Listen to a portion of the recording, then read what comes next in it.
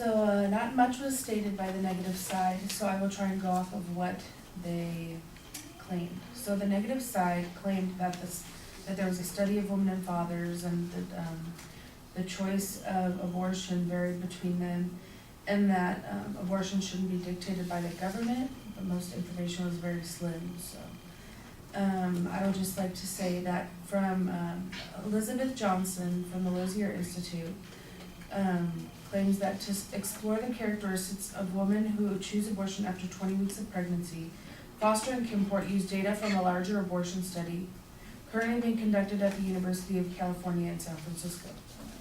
Interview and questionnaire data from over 400 women were gathered from 16 facilities that offer abortion procedures after 20 weeks gestation. 272 of the women had received an abortion at or after 20 weeks, while 169 had received a first trimester abortion. As part of the study, participants were asked questions aimed at identifying possible reasons for delaying and obtaining their abortion after discovering their pregnancy. The answers from both groups suggest that women share similar reasons for delaying abortions, regardless of the gestational age at which they have the procedure. The majority of women in both groups gave at least one reason for delaying their abortion. Both groups cited the same 7 reasons for delaying it.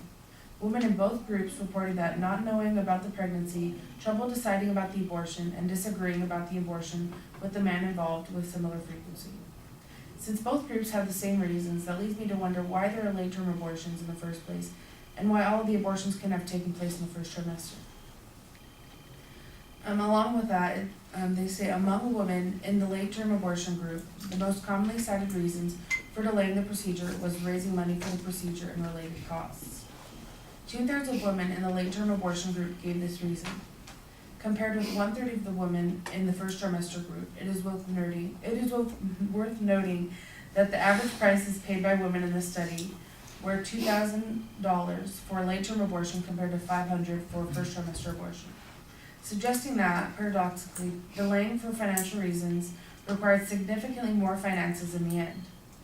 Women who received late-term abortions also cited difficulty securing insurance coverage, difficulty getting to the abortion facility, and not knowing where to go for an abortion as delaying reasons more often when compared to the first trimester group. However, the two groups gave similar answers when asked how many abortion facilities they contacted before finding one willing to perform their abortion. The first trimester group called an average of 1.7 facilities, and the late-term group called a similar average of 2.2 facilities. I would just like to go back on the topic that abortion is murder after the first trimester. And according to pregnanteve.com, abortions in the late second trimester and early third trimester are illegal in most countries. Abortions are illegal only when the baby is viable and ready to survive outside the womb. Abortion of a viable fetus poses a great threat to a woman's health. It comes under the category of intent to murder.